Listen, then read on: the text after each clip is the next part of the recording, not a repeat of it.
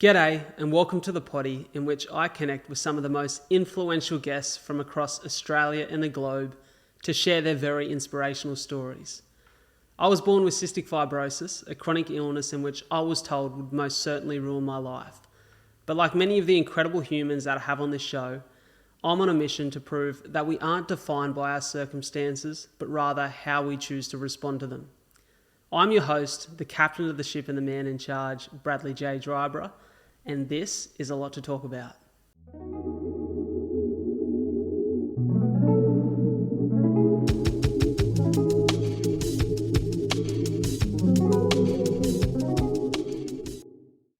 All right, Amy Ruffle, how are you? I am a little nervous, I'll be honest. We are having a myriad of technical difficulties, but we will get there and it will make this all the better. It's a season for tech difficulty because it feels like the last couple pods I've had, technology has been against me, but I'm going to Oh no. remain optimistic because I'd like to think I'm an optimist. So it's an absolute pleasure to have you here. Likewise, it is a pleasure to be here and I appreciate your patience while we're trying to figure this out. No, my pleasure. It's striking to me that you're one of these people that could almost be described as a triple threat. You're comedically brilliant. You are an incredible actor. You're also a musician. There's a few things happening in your life, but they, from the outside perspective, at least for the last couple of years, seem to be in the entertainment space. Now, I know there's more to your life than that, and I'm sure we'll get into it today. But the first question I want to ask you is if you could look at where you are in your current reality, does it surprise you that you've had the success that you're now experiencing? Totally. I guess it also depends how you describe success, which I feel like is something we'll probably get into, because that's something that does change. And yeah, it's certainly like success to me has become very flexible. So I think it does surprise me where I'm at career wise, but that also isn't all I'm marking success by. It's interesting. So, for me, if I look from the outside in, the well-worn path of an Australian actor seems to play maybe almost or is almost depicted in the same way for a lot of people. And that often looks like you go to some form of acting school in Australia. NIDA is the one that comes to mind because I used to drive past it quite a bit as a kid. You Mhm. go to NIDA, you then get some small roles. Those small roles lead to more consistent roles. And quite often that's a show like Neighbours or something like that, which has been on Australian TV for a long time. And then there's a point in your career in which you flock to LA or one of those spaces. Does that sound similar? Obviously, a very shallow description of, but does it sound similar to what you experienced, or has your path been very different to that? No, I think that's definitely sort of, there's no, textbook way to go about a career in entertainment. And yet there sort of is a textbook way in terms of like the Australian trajectory of like do some sort of study. I didn't go to a 3 year school like a NIDA, and I have a lot of thoughts about prolonged, I guess, acting education because I really think it's like an innate thing, just sort of like you can paint or you can't, or you can sing or you can't. I really think you can like tell story through acting or you can't. You can refine certain things, but sometimes if you do that too much, it sort of takes away your um, interesting POV and your the only thing you really have to offer, which is your view of the world. So yeah, sometimes I think that we can sort of train that out of people and have these really good like little robot actors, but ultimately, your specific viewpoint is your point of difference. Anyway, I'm getting off the track. But yes, I went to just a 1 year musical theatre course, had a great time, started getting roles here, and then, like you said, flocked to America because I think that's what we think we have to do. And whether that's true or it's just almost exploring that from the perspective of getting it out of your mind of like, what is America? Is it much different to Australia? You sort of have to do it just to try and see and get it out of your system in a way. But there is more opportunity there. So, yeah, you're right. There is um, kind of a pathway to it. I don't know that that's the only one, but it is the most regular one. So, how did you find yourself on this path? Because quite often you see people who are in showbiz. It's no surprise to a lot of people around them. They were either hyper energetic, they were the kind of human being who, to be honest, it's probably a surprise to some people in my life that I'm not in showbiz, because I was a kid who wanted to talk to everyone and wanted to perform for people and make people laugh and make people smile. It was very much a part of who I was as a kid. So it's no surprise that Right. I'm chatty. But for you, like there are so many talents there. Were these talents that you exercise consistently as a kid? Definitely not. I was a very sporty kid, so that was sort of where my life was. I did springboard diving, so I was training 10 times a week, water soaked, little chlorine baby. But it was really funny. I was at my parents' house just this week clearing out old tubs of all of my school stuff. As they're trying to downsize their house and get rid of all of my brother and my belongings that we've left unattended for over a decade now. But found some old diaries, which I didn't even remember that I used to keep a diary. Horrific to read, what 13-year-old I thought was interesting. But in that, there was some comments where it was like, I'm doing all this diving, but like, I'd really like to try acting one day.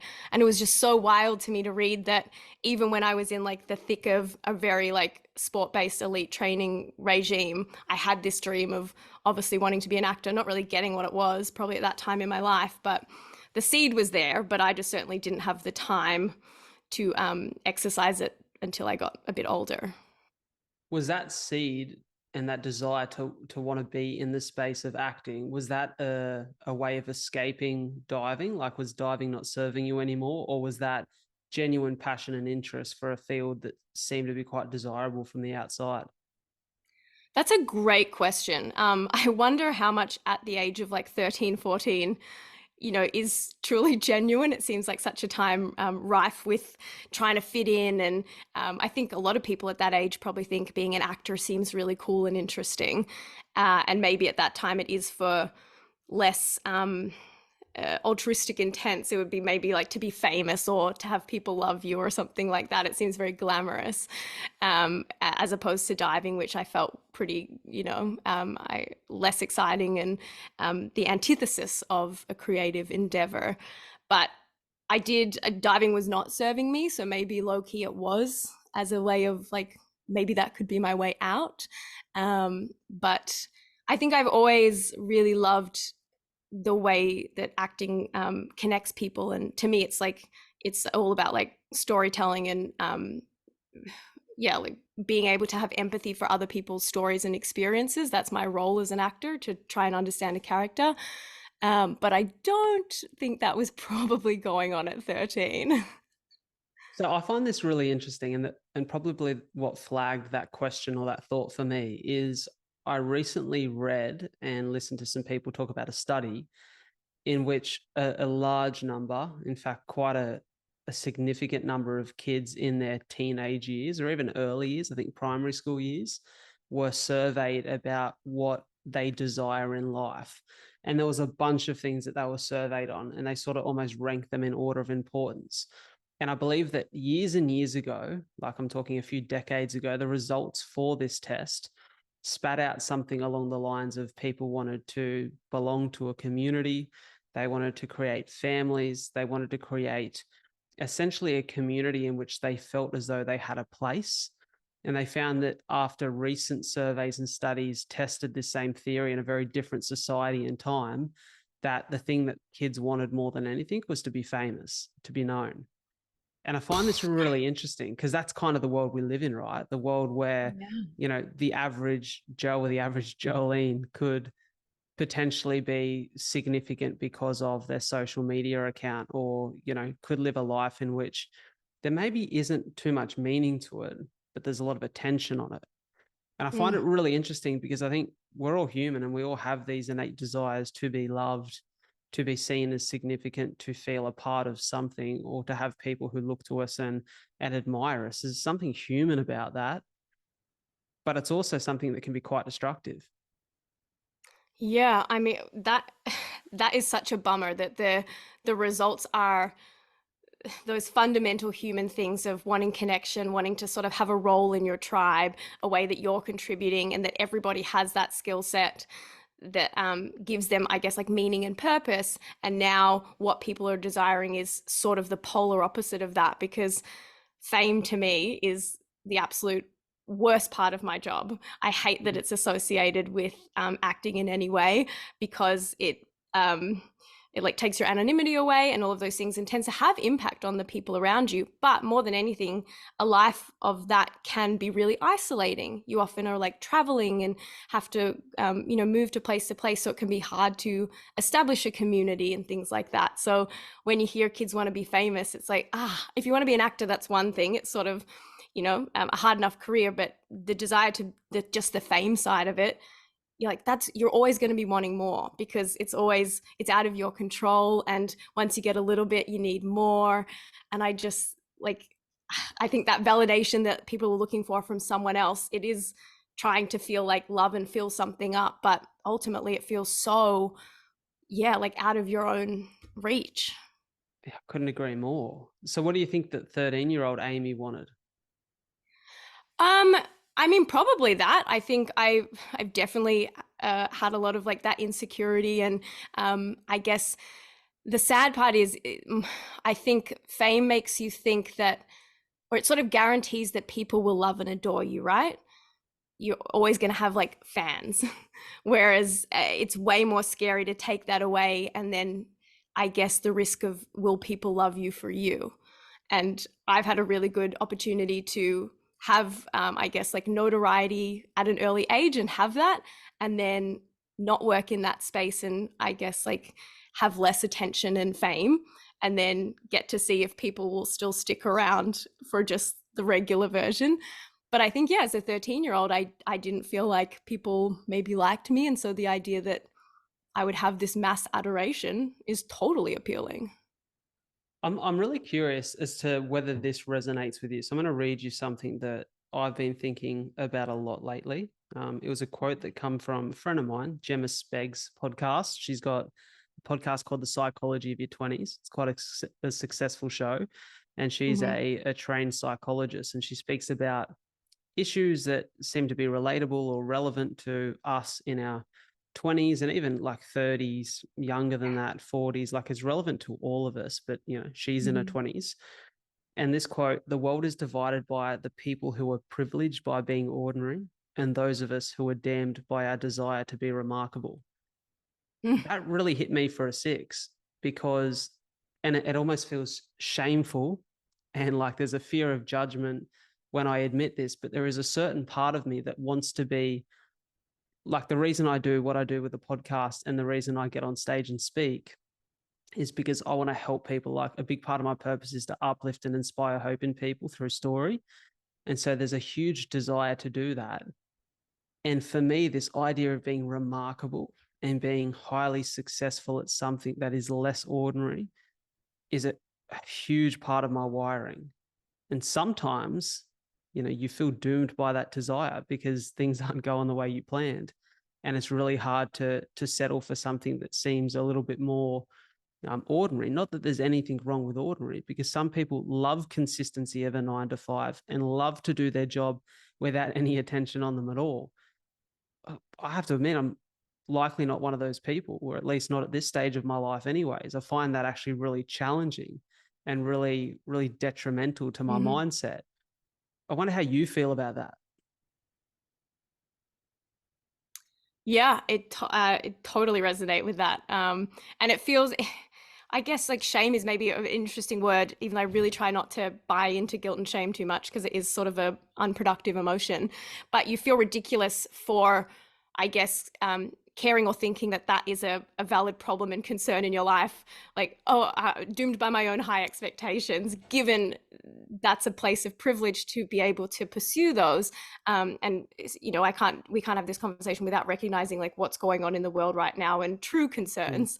However, putting all that aside to have this conversation, because I do think there are people that also sort of will resonate with this, that yeah, it is, I get frustrated by having high expectations, because I think my life could probably be a lot simpler and happier and healthier if I, craved that consistency and things like that, rather than having this sort of drive and desire to be doing things that are out of the ordinary and be always like striving for, like you said, that like remarkable next thing, which maybe comes like being an elite athlete as a kid. It's just ingrained in me to have to like achieve and strive, you know, and like work hard for an outcome. Which I don't think is a bad thing at all. And that's, I see the positive in both sides of it. Like if I was to ask myself the question, and I've done this at stages this year, like, what does my dream life look like? On one hand, there is this amazing and incredibly exciting picture of waking up on a Saturday morning next to my partner, Soph, and a couple of kiddies burst through the door and jump into bed with us and have our morning coffee with us. And then we're off to watch them play sport for the day. Nothing excites me more than that image. But at the same time, I love the idea that they see dad go to work on Monday and his work is behind a microphone or on a stage helping people at a mass level. And it's hard to imagine having mass impact, especially in a very forward-facing industry, without a lot of people knowing who you are. Mm. You know, Yeah, and I think it's like a balance, right? A balance of that home life and the work life, and that's the hard line to find and navigate, is not going one way or the other too far. and that's the question I want to ask you is how have you found that balance? Well, it's a constant process. Let's say that. Sometimes I'm getting it right and sometimes I'm not. Certainly didn't get it right for a very long time, to the detriment of my health and well-being. But I think, yeah, definitely in my mid-20s, I had to take a minute and sort of reprioritize things back to sort of what we were saying about, I guess, definitions of success and values in life, and figure out what that balance is, that my, I guess, totally like blind focus on just career maybe wasn't serving the whole picture of life. So like what can you adjust to make that balance better? So it's really interesting that you say this because I think we all have to experience that, what you'd almost call the tipping point at one stage where you have achieved what you thought you wanted to, or somewhat you're in that space at least, or on that trajectory, but it forces you to introspect. It forces you to reflect on what that's given you, what challenges have come as a product of that, and actually whether you're on the correct path or maybe you need to adjust slightly. Talk to me though about the first few years of your career. Like you alluded to going to musical theatre school for a year. I think one of the really exciting and interesting things for me was to see a recent clip, which was you on Thank God You're Here, which is very much improv comedy, a very fun, light show, but be able to actually showcase your voice Mm. in one of those scenes and one of those sets. And that's probably something that not a lot of people who have just experienced you through Australian TV know about you. So talk to me about the early years of the career and sort of what they set up. Well, I went into musical theater. I think maybe that felt like a more natural pathway, given at school you would do a musical. Like at school, you're not making a TV show. So I really didn't have any idea how to make that possible. Whereas I'd done a musical before, and that felt accessible. And like you said, like singing's a big part of my life. Music has always been like, I don't know, for lack of a better term, like a higher power. It definitely is my way of like feeling, emoting, connecting with that sort of different level of experience. So the idea that in a musical you get to do that, like the character, you know, the basis of it should be like the character feels so much they no longer can speak, they must sing. And I just love the ability to like really hit that next level of like emotional communication. So musical theater is so interesting to me. I'm not good enough at it, which is why I've not done it. You said triple threat at the start and I shuddered, because the traditional term for triple threat is, you know, singer, dancer, actor, and I can't dance to save myself. So I could never sort of do that. But it was through musical theater that we had like a film and television component. And then I was like, oh, hang on, you know, this is really interesting. It's sort of the same thing that I like about musicals, the telling stories, finding a character, connecting, but it's just like bringing it in a little bit closer. And I don't think I really had any grand plan of attack, rather than just, there's so few jobs in Australia, audition for every single thing possible in the hope that one of them goes your way? Because people are always like, oh, are you a comedic actor or a dramatic actor? And I'm like, whatever you'll pay me to be. I don't feel like that I'm in a position to be that picky. Obviously, comedy I love so much. So if it goes that way, great. But also, like, it's such a funny thing to ask because I don't think a role is ever comedic or dramatic. And you were referencing that Thank God clip. Like, in the one where I'm singing, like, I'm not trying to be funny or whatever. I'm truly like very dramatically connected to that role. So I think in any job you have all like both of those things. Um, but yeah, I guess it was more good fortune than any grand plan of just audition, and then was lucky enough that one finally went my way. But that was certainly after, a good year of them not going my way.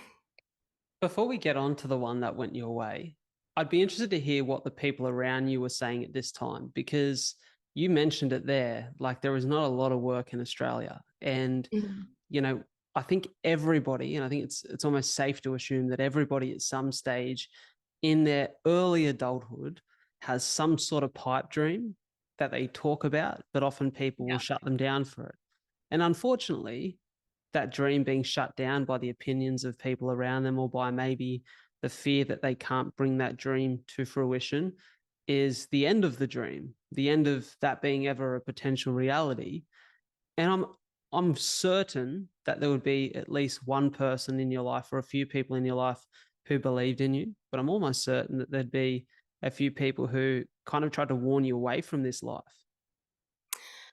Honestly, not really. I think I'm so fortunate. My family are just absolute legends and rock stars. They have always supported me. I think I got like a good education under my belt first. I was very diligent in school and I didn't do any like drama subjects or anything like that. I wanted to get like a good foundation and score so that no matter what, I had like a great, plan B or fallback, whatever you want to call it, to be able to study pretty much anything.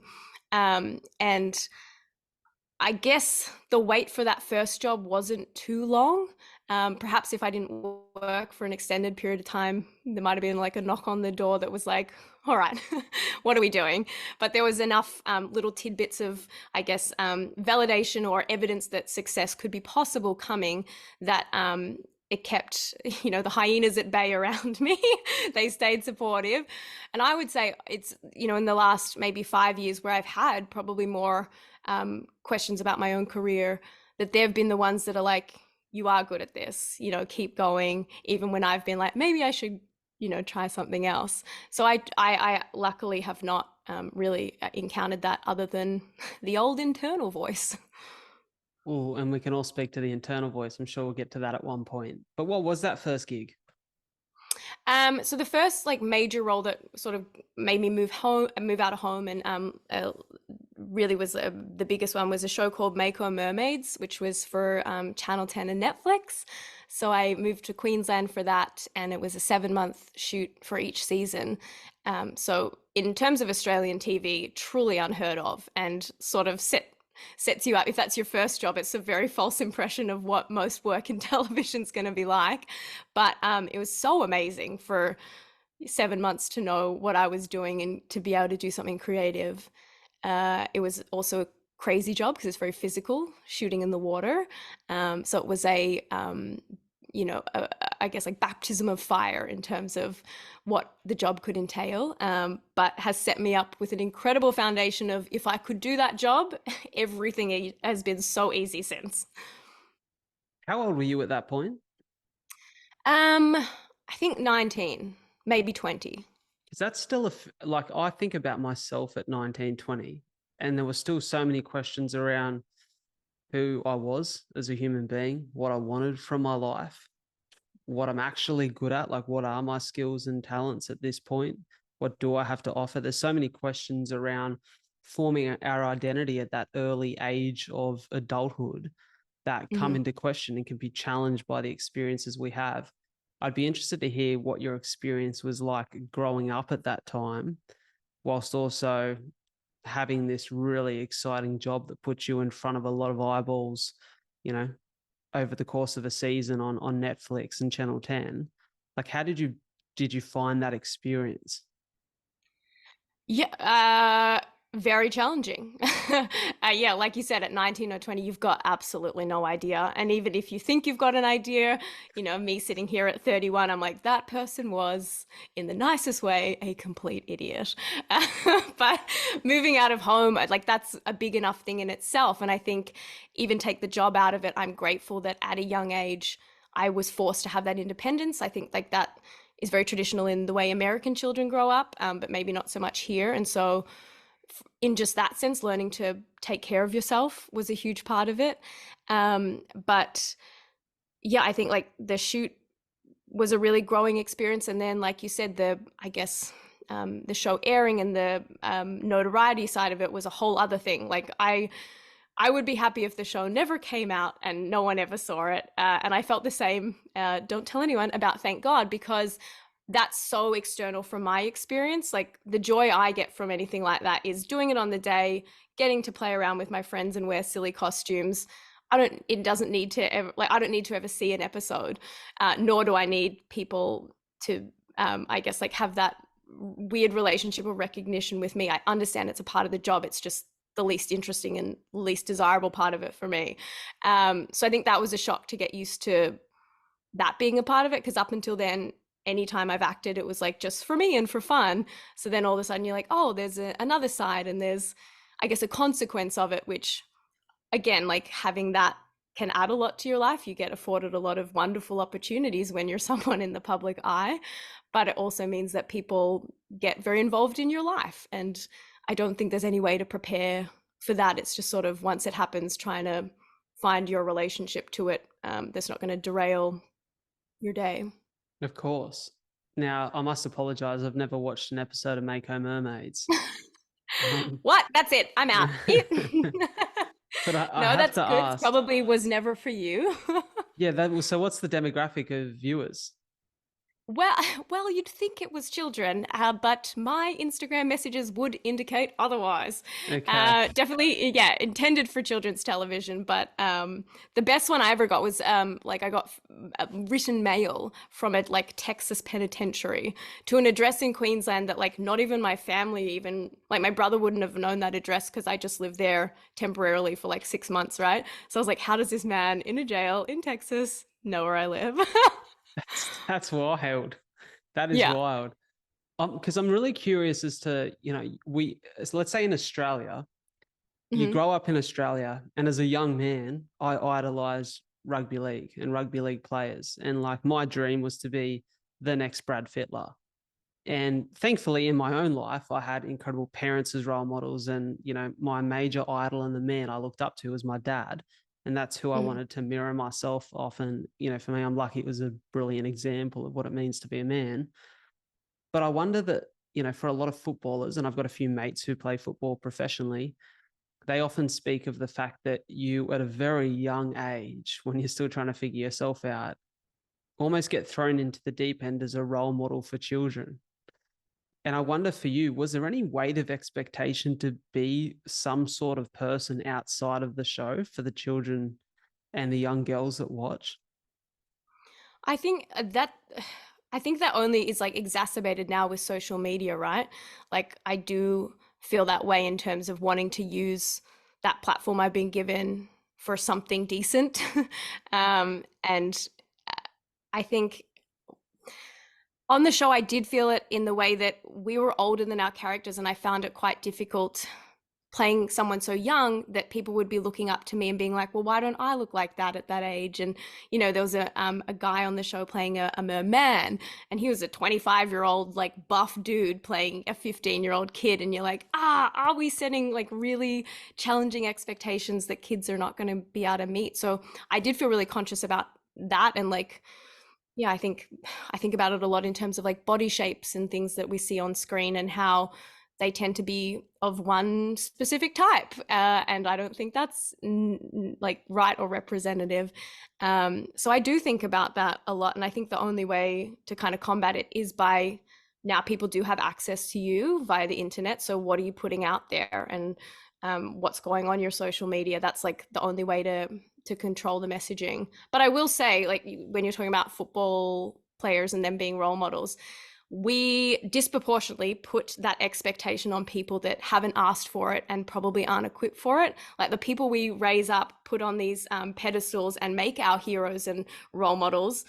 Yes, you can think that they are that way as an athlete, but I think it's so unfair that we expect, again, mostly like 18 to 21-year-olds to be these perfect people that make the good decisions all the time. You think of these like athletes and stuff, they're kids, they're going to make mistakes, and then they get absolutely hounded for behaving like most of us probably did in that time bracket.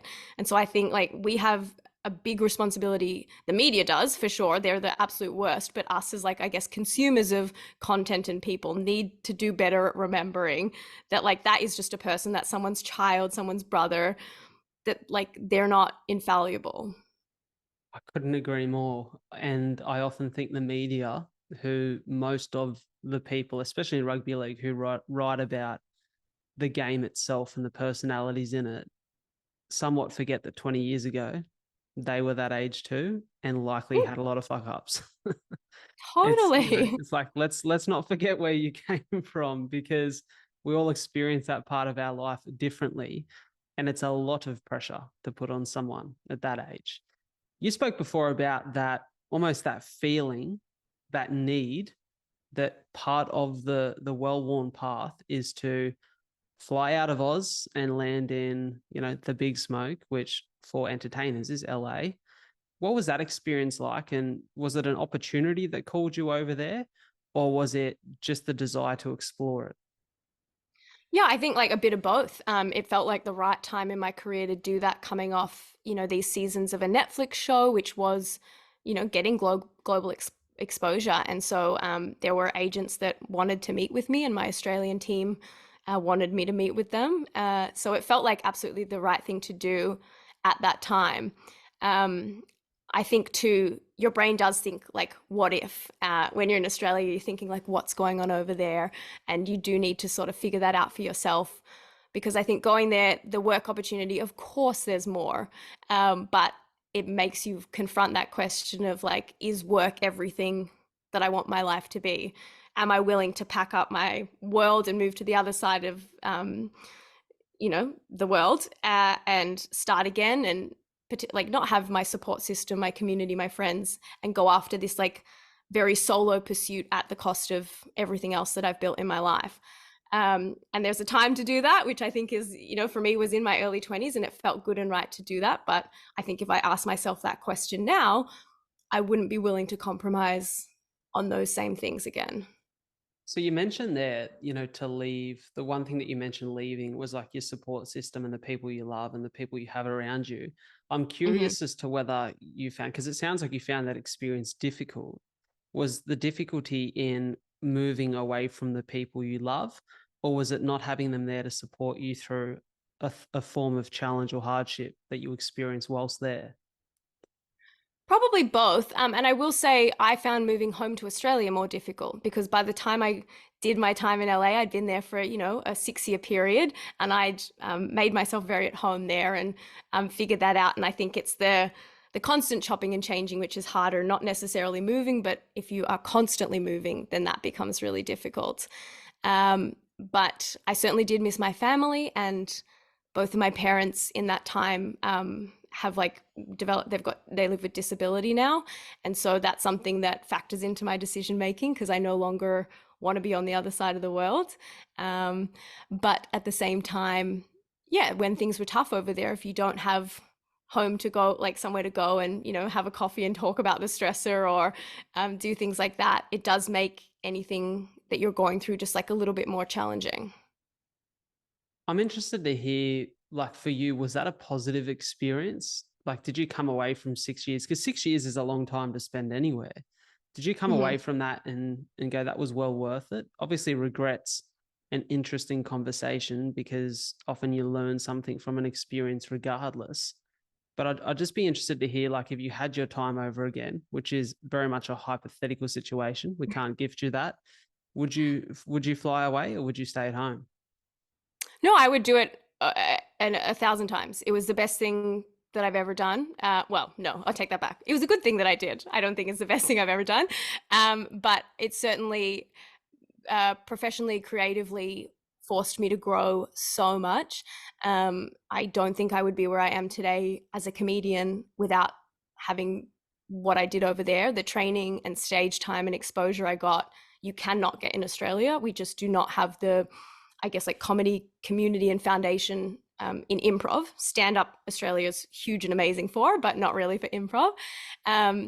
So I certainly do not regret that at all. I regret how I left in the sense that it was because of COVID and not on my own terms. I, was in the middle of working on something, so I would have loved to be able to see that to its end. But the decision to go, I think, was exactly what I needed to do at that time. And yeah, wouldn't change it. Sure, there was moments of it that are hard, but I think I would have hard moments being in my mid-20s in this industry in Australia. So I don't think it would be any different. Comedy is such an interesting conversation because for the longest time, if you ask me, what do you think about funny people? How do funny people become funny? I would have said that it's almost intrinsic, like it's a part of who they are forever. Like we all know the class clowns that we grew up with. I'd like to think I was one of them. I probably wasn't that funny. We all think we're funnier than we are. But I heard Jimmy Carr on Joe Rogan's pod, and he was talking about he would love to create some sort of course for people to become funny. And I thought, that's interesting. He's implying that this is something that you can learn. And he was saying that he doesn't think the course would be about putting people on stage, but rather teaching them somewhat of the foundation of humor and how that can be impactful in anything they do. And I think that humor sheds light on hardship. I think humor brings us through challenging times. And I think humor is an absolute skill. And I'd be interested to hear whether you found yourself falling into the comedy space and finding it quite natural, or whether it was something you felt like you had to learn. No, I would like to think a bit like what I was saying with acting, that it's something that's like in your bones.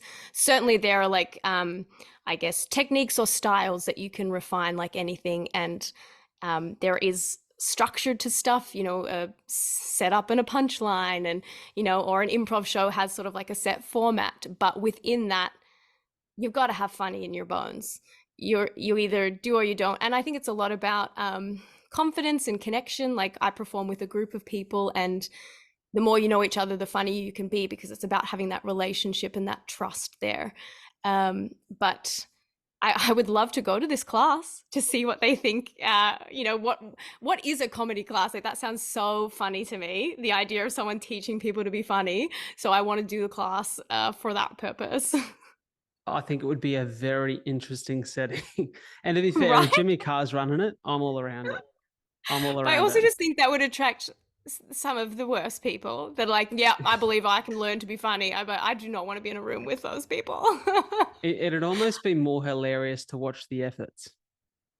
Oh my gosh, give me a double, the mirrors that they have in a police station. Put me Yeah. behind that glass and let me watch that class, please and thank you. I love it. So this is kind of a second part or second stage to the interview. We've just had a brief intermission for tech Oh, I'm reasons. glad that you brought it up. I was gonna just pretend that I was gonna do like a little laugh and then just come back as if we were We've got blending it seamlessly.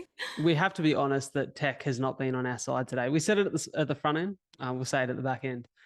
However, we're just speaking about comedy and that transition that ultimately led you back home to Australia. The last few years, we've been able to see you, I guess, in a few different ways. It looks like you've been doing a bunch of different stuff. What have some of those projects look like? We touched on Thank God You're Here, which is an Australian tradition, which is so exciting. But what's the last couple of years been like for you?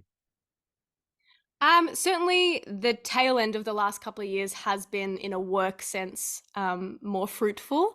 I wouldn't recommend moving and then trying to, foster a career in live comedy during a pandemic. Turns out that's a bad time to do it. So the first couple of years were pretty rough.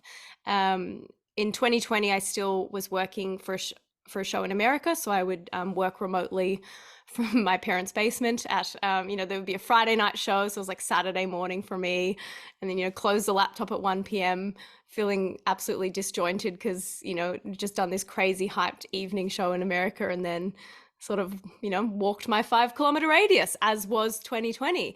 But at the end of that year, it sort of looked like, borders weren't opening. I wasn't going to be able to get back to the States anytime soon. And the stuff with mum and dad was sort of really coming to the forefront. So I sort of was like, okay, what would a life look like staying in Australia? Because I sort of just had planned. Well, I initially was like, I'll come home for 3 to 4 weeks and then the pandemic will be over and I'll go back to America, which, didn't work out quite to plan.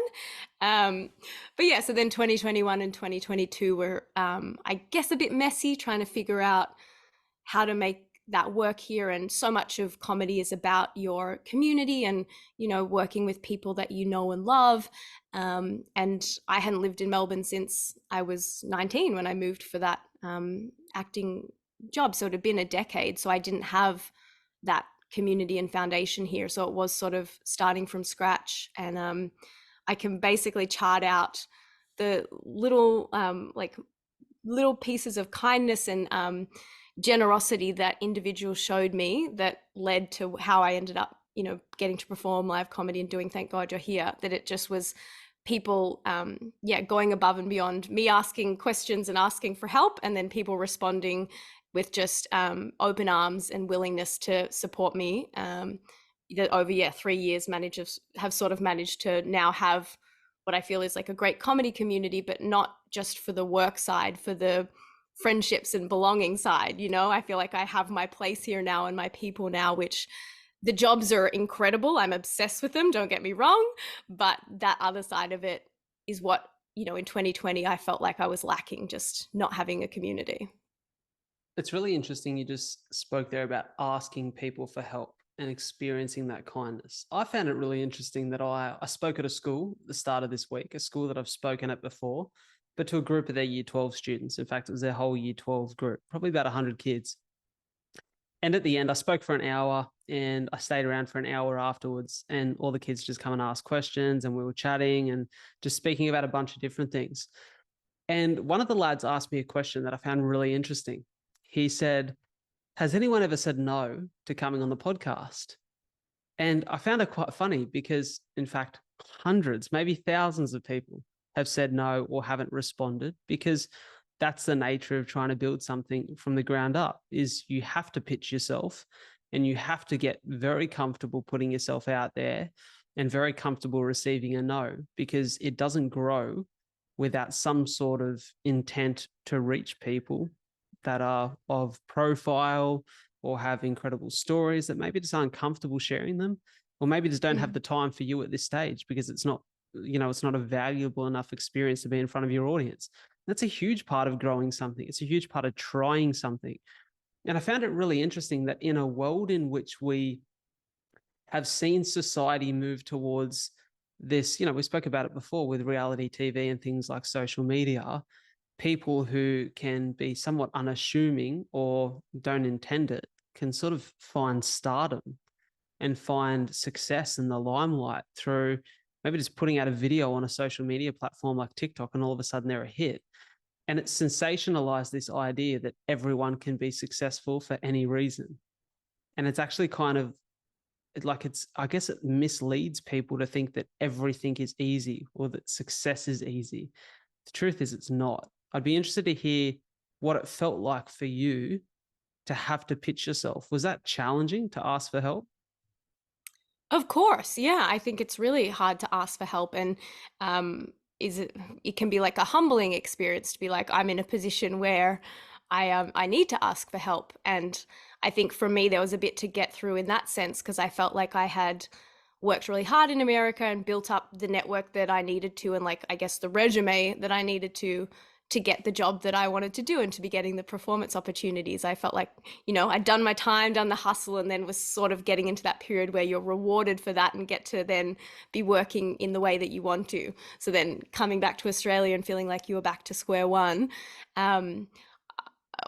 is frustrating and humbling, and can be exhausting too, because you're like, well, I've already done that. I don't want to have to sort of do the free jobs and all of those things again. You're getting to a point in your life where it's fun to I guess, do that and be doing the internships and things like that when you're younger. But the older you get, the more you're sort of craving a bit more, I guess, like stability and even like financial side, like that becomes more of a reality. So I think, yeah, you can get in your own head about that, or maybe back to like shame and things like that, feeling maybe ashamed that you need to ask for help. But where I ultimately land is like getting a no isn't worse than not asking. The only possible thing is that you could also get a yes.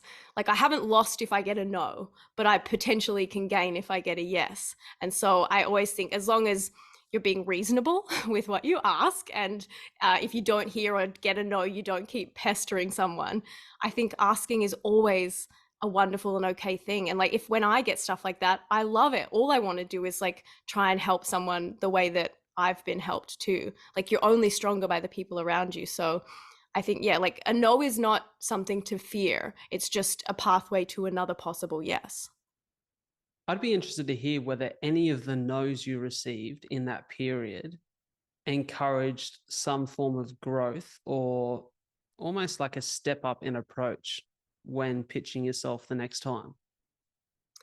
Yeah, probably. Like, you learn maybe better ways to do it, but I think you become more resilient. And I'll be honest, I feel like you don't often get a no, you just don't hear, right? Like, no's are actually quite rare. You'll get radio silence or a yes. So I think I'm pretty good at, once I've sent something, I never think about it again. And then, I'll get an email and be like, wait, what is it? Oh my gosh, I can't, like, I'd forgotten I'd done that. So I think it just teaches you to be resilient. And I would encourage people to take the, I guess, personalness out of it, because a lot of people are busy, and if they don't get back to you, I don't think it's ill intent. It's just they don't have the capacity for it right now, or something like that. So again, like, it's not something to fear. You only have stuff to gain by sort of reaching out and asking for help. Couldn't agree more. And I often think that I'm so glad, like when you ask or when you reach out, obviously the intention or the hope is that you get the yes. But I often at times look back on the last 3.5 years that I've been doing this, and and I feel glad that some no's come at that time, because I think it encouraged me to ask myself the question, why am I doing this? Do I want to be doing this? Because sometimes if it's easy, you don't know whether it really means something to you. Like, I think if I had started, like when I started the podcast in 2020, I thought it would be just a grand success overnight. Like, there's so much blind self-belief within me that I just thought, Good on and you. well, I just thought naturally in the space of a couple of months, me and Rogan would be going toe to toe for the top show, which is hilarious, right? Just a naive 24-year-old and still a bit of a naive 27-year-old who believes he can do anything, which I love. That's one of the things I love about myself. However, being being forced to like sit down and check reality and go, oh, well, actually, I've been doing this for 3.5 years and it's nowhere near where I want it to be. And it's growing and it's helping people and it's valuable to a lot of people, but it's not at the point I thought it would be. But actually, I still love it. In fact, I love it more than I've ever loved it. So there's a whole lot of value in this, not just for other people, but for me personally. Whereas I often question, if I had struck gold after 5 episodes and this was something ginormous and it paid my bills and it was an easy option, it made so much sense, not just from a passion or purpose standpoint to sit in front of the mic, but financially, it made so much sense to get down in front of the mic and do an app, then maybe I wouldn't be forced to question whether this is something that is really special and important to me. But after 3.5 years of struggling to keep this alive and having to find ways to keep myself afloat, I can genuinely say I do this because I love it, because it means something to me. And I Mhm. believe that that's a really valuable lesson. Oh my gosh, there's so much merit in that, because you're not like, I guess, blinded by a secondary outcome or something out of your hands that's like, well, maybe that's why I'm doing it. You know that it's like, you, like, boots on the ground, the conversations, that's the stuff that resonates with you. And that's such a gift to know that. 100% it is. And it speaks to this idea of purpose, which is really important to me, and how purpose gives us fulfillment, gives us meaning. It affords us a real gift. and an appreciation for life.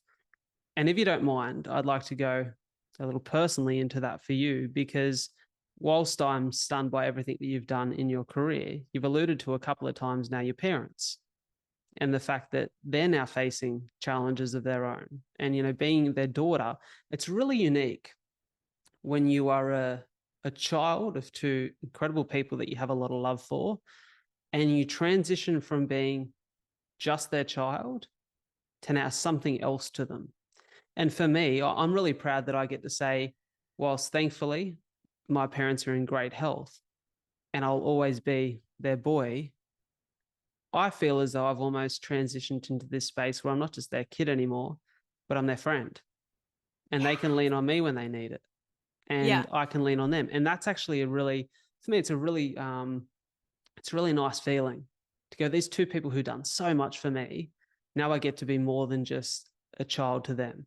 I get to be like their shoulder to cry on, or their person to lean on, or someone to confide in or ask questions. And so I'd be interested to hear for you what that experience has been like, coming back to a very different dynamic with your parents.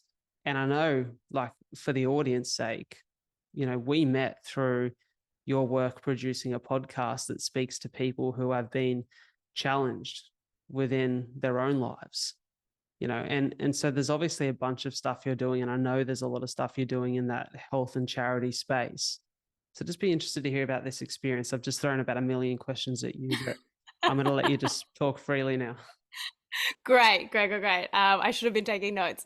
No, my it has been the greatest like privilege and honor to become friends with my parents. I think to not everyone is afforded that luxury or experience or relationship, and I feel so lucky that we have such a close bond where now it's not just, well, we're blood related so we have to be in each other's lives. It's like we actively choose to spend time together, and I like being around them. I like being a part of their life, and it's such a, yeah, like I said, a privilege. And so for them to have both been dealt, cards we wish that they hadn't.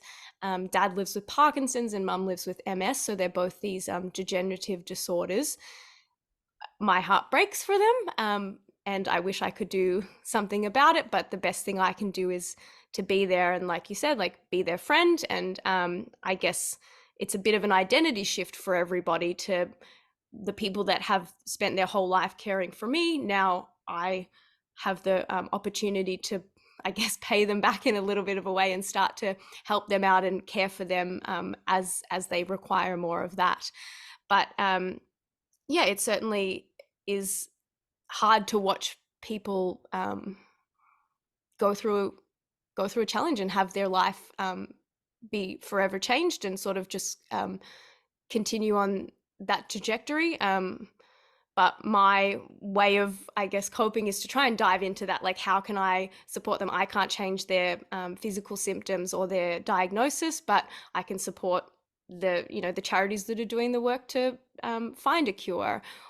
Those kind of like more practical things. So I think, yeah, you feel pretty hopeless and helpless and wanting to support people. So trying to find those like practical, tangible things that yeah, help, and just be with them and use the time while we can. Yeah, most definitely. It's interesting. It's a question I'm going to ask you here, but I want to give you some context to it first. I've recently been thinking a lot about parenthood because I want to be a parent myself. And I would love that to be in the next couple of years. I think we're probably like 2 to 3 years away from, being able to bring kids into the world. It's something I'm really excited for because I grew up in a beautiful family. And the one thing I've known I always wanted to be was to be a dad, a parent. But I think that one thing that will definitely have to change, and one thing that will be challenged when that time comes, is I'm maybe a little bit selfish right now. I would like to think that I'm a good partner, that I'm a good friend, that I'm a good son. But there's a lot of personal desire that I have, and I put a lot of time and effort into seeing those things through, which I think there's a season for everything, right? Like, this is the season where I'm trying to set up my life and create something that's financially sustainable and fruitful so that when I bring kids into the world, I can be a present dad, and I can be a dad who's happy and comes home and has a job that, makes him very fulfilled. And I think that's important. But I often think, oh, there's going to be an adjustment when those little kiddies come along. For you, what's challenged you about this new role as someone who has to care for, but also support your family? I think the biggest, like the time I would quit everything and just be with them if that's what they needed. Like they're my number one priority. So I guess like that compromise, and I'm in a point in my life, like I'm not in a relationship, I don't have children. So at this point in my life, I am fortunate that the time sacrifices aren't that pending. Whereas like my brother, he has a wife and a child, and it's not as easy for him to get away because he needs to, his time is needed elsewhere. So in a way, again, it's like it's a privilege to be able to have the flexibility to be at appointments or do whatever I need to do for mum and dad. But the challenge is just watching people you care about having a tough time, and being able to support them when they need it, and I guess take care of yourself too, because there are days that mum, and they're both like, I cannot state how positive they are. They, move into every single day just like aiming for the best and doing all of the work they can to make the most of their situation.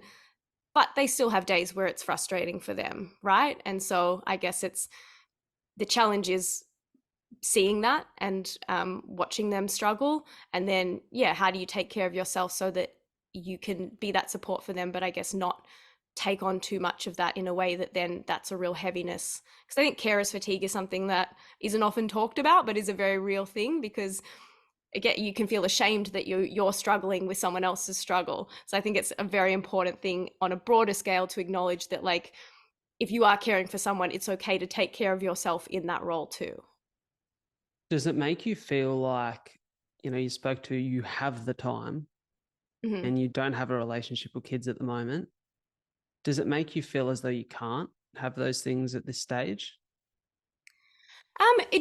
It doesn't, but I wonder if I would make more space for stuff like that if, say, that wasn't going on, or career was slightly different. Like I think sometimes those kind of things take up so much of my life, and I feel very fulfilled and even like purposeful. Like I get that fulfillment and purpose out of my job, but I do also get it out of being able to take care of mum and dad. Like that gives me a great sense of joy to be of service to someone.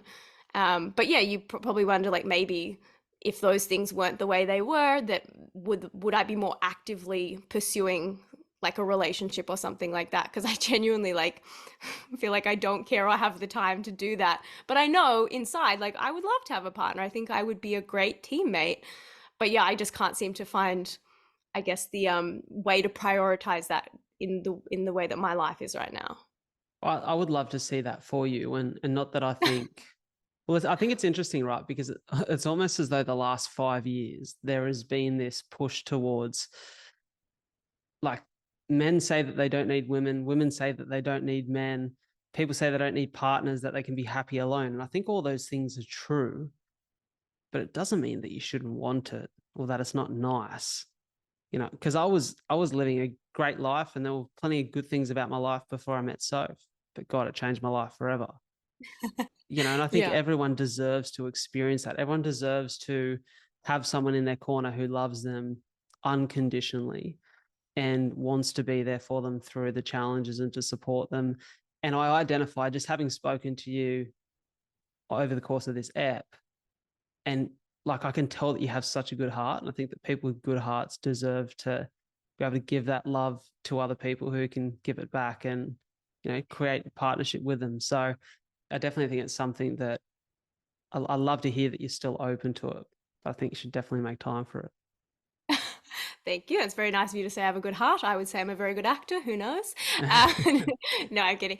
I think you do raise an interesting point, because I think I've been brought up in this time where, thankfully, I'm very encouraged to be like a strong, independent woman, all of that kind of stuff, and that career is allowed to be a focus. I'm fortunate enough that I've not really had. I haven't lived in a time where like a woman couldn't have a career and that be a big part of her life. So in that way, I'm so fortunate. But it almost maybe like what you're alluding to, like can lean a bit too far the other way, that then you're like, well, I shouldn't need it and I shouldn't want it. I should be able to do everything myself. And I think I've gotten to a point where I know I don't need someone. And I think I needed to know that. That's a really important distinction for me, that I can be really independent and can do everything myself.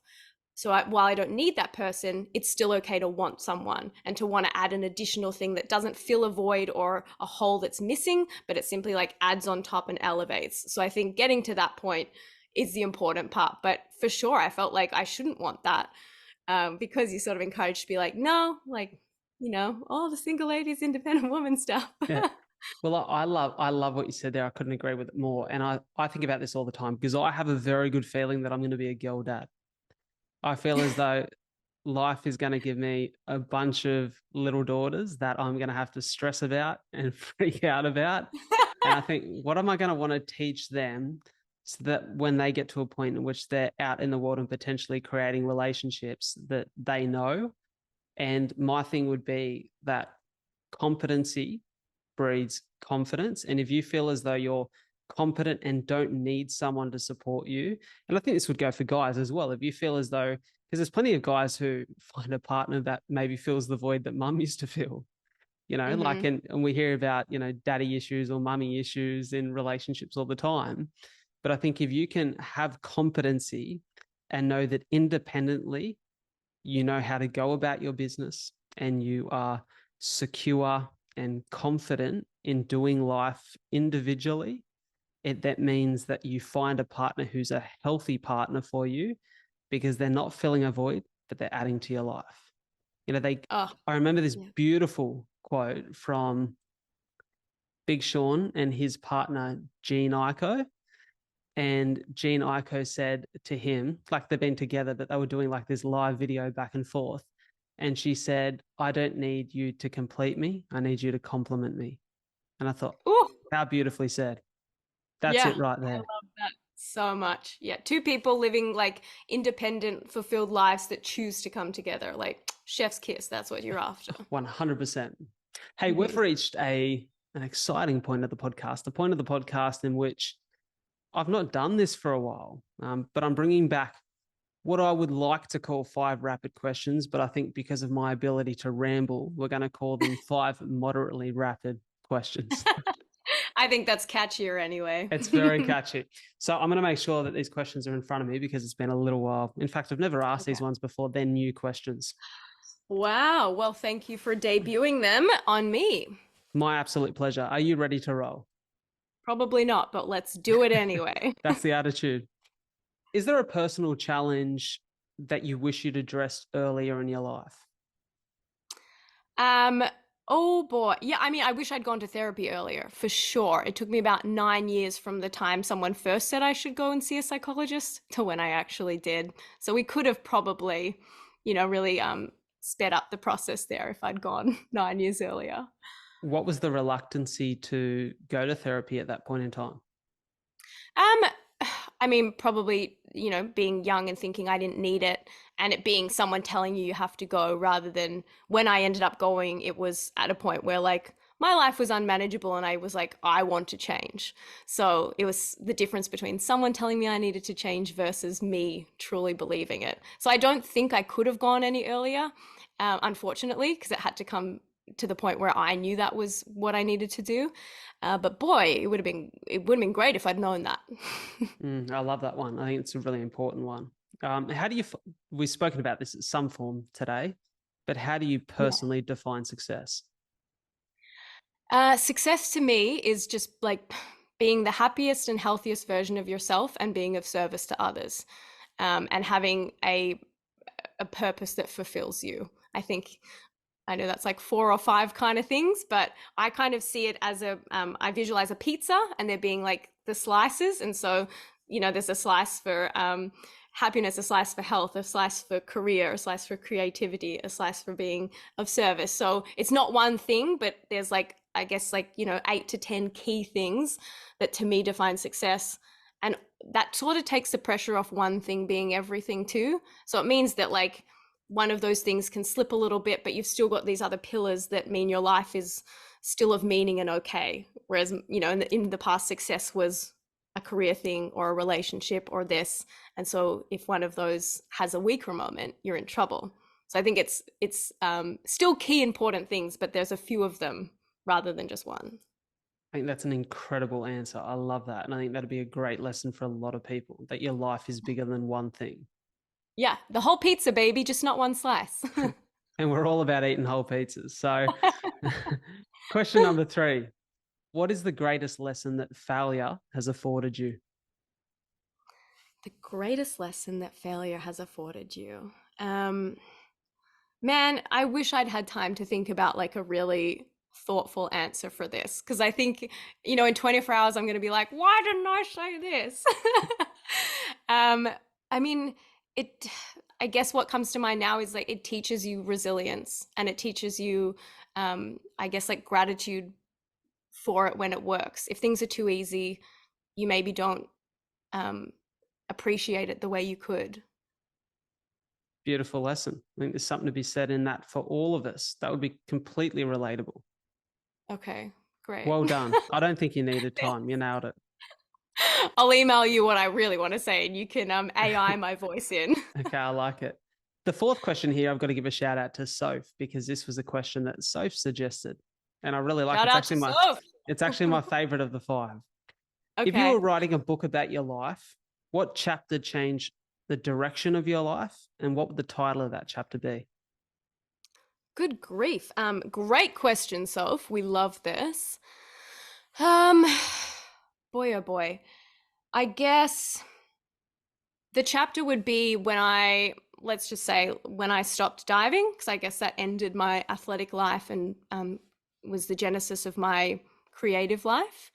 And what's like a pun on like wet, being pool based, like maybe it's like drying out or stepping.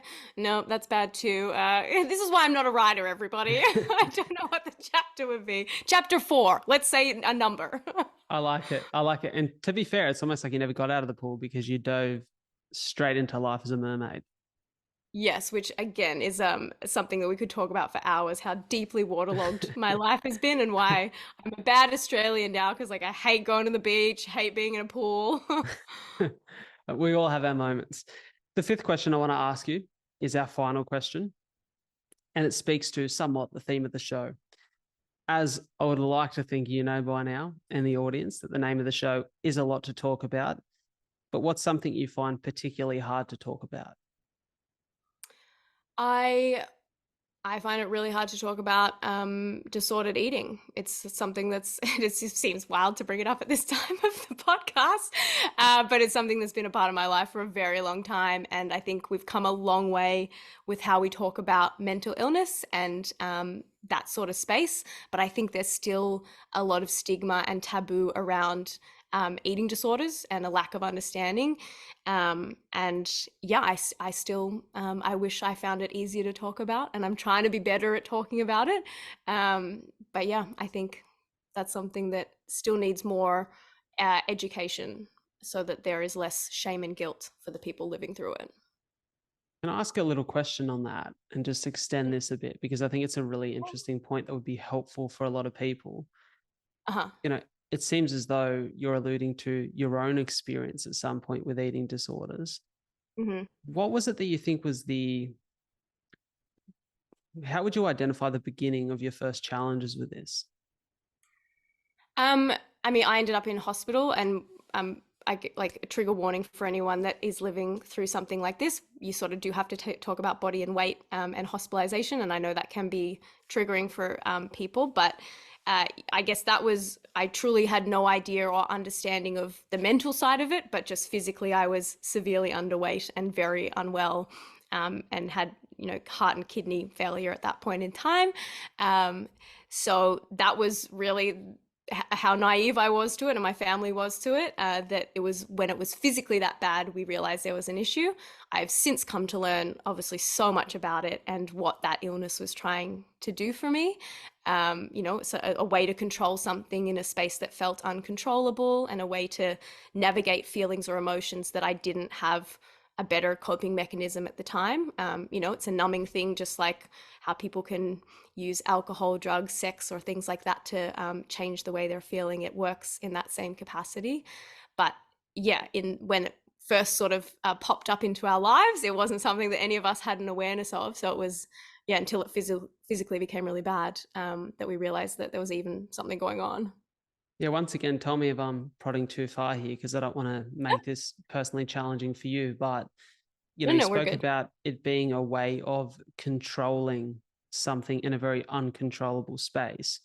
What Hmm. was the pain that you were trying to almost escape, or, what was like the catalyst for that struggle? Well, I think like this was around the end of my diving career time, and I think the simple answer is I hated diving and I didn't know how to get out of it. So I think it was my body's way of taking that decision out of my hands. I was so sick that I had to quit, and then therefore I could like start on this new trajectory. But I think that's a simplistic way of looking at it. It's basically yeah, when the external world maybe feels out of control, that's my way of like, that's one thing I can lock into. That's my way of finding things that make sense. It's really interesting, this idea, because I've heard a lot of athletes speak about this, almost as though it's not their decision to make to leave a sport or to step away from something that you're good at or elite at. Why did you feel like you couldn't step away? Yeah, it's interesting, isn't it? Hmm. I think there's a lot of identity held up in it. And again, around that like 14, 15 age, that's something you're trying to figure out. And I was known as a diver. I was at a really good school because I had a diving scholarship. So I think I didn't know what my life would be without that, which again feels dramatic as a 31-year-old to say that. But at that time, you're like, well, this is what makes me me, or maybe makes me remarkable or special. And I didn't know what that would look like if diving wasn't in the picture. Also, you have this high performance, like perfectionistic, dedicated mentality. So I think there's that concern of like, where does that go if I don't have my sport? I don't know like where to sort of channel that energy. And unfortunately, like that's where the eating disorder comes in. So it's like, well, my driven perfectionistic brain can now put that onto food or exercise. And all of a sudden, like I've got something that's filling in that void that was diving. So you can see like it's a perfect storm for it to have happened. Yeah, I think it's such a good point. I guess I introduced you at the start of the show as a triple threat and spoke about much of your identity being that of what people would know you for. But it's Mm. a very good reminder, and maybe a great reminder for me, that we are bigger than our careers and bigger than what we do, and that our identity is something we get to choose. It is essentially, it's about more than what we do on paper and how we're seen on the surface.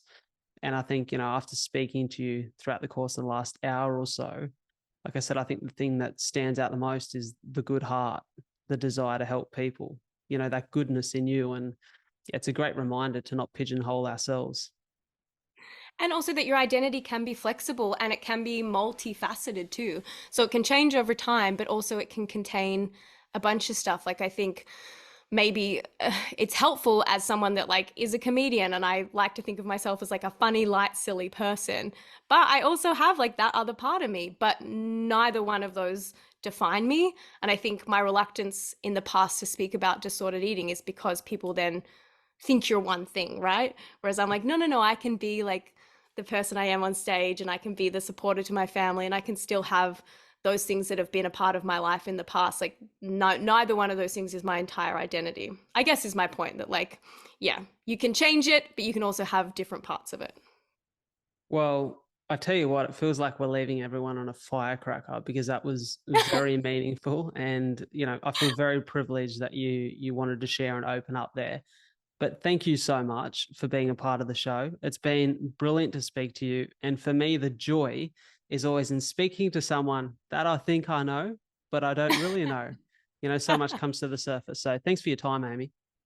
No, thank you for having me. It was a pleasure.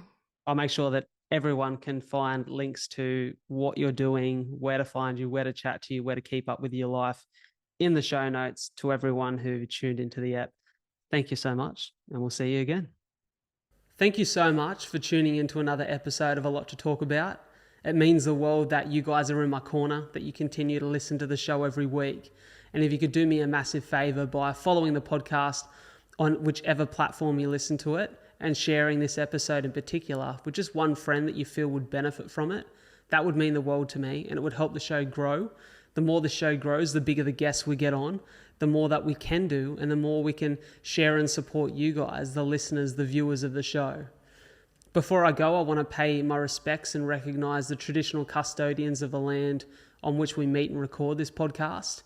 The Aboriginal culture has such a rich history in storytelling, and as a passionate storyteller, I really hope that the stories we share and connect with on the show can allow the many cultures that now call this beautiful land, Australia, their home, to come together and continue to respect the stories and the culture that make this the land it is today. Thank you so much for tuning into A Lot to Talk About. I'll catch you next week.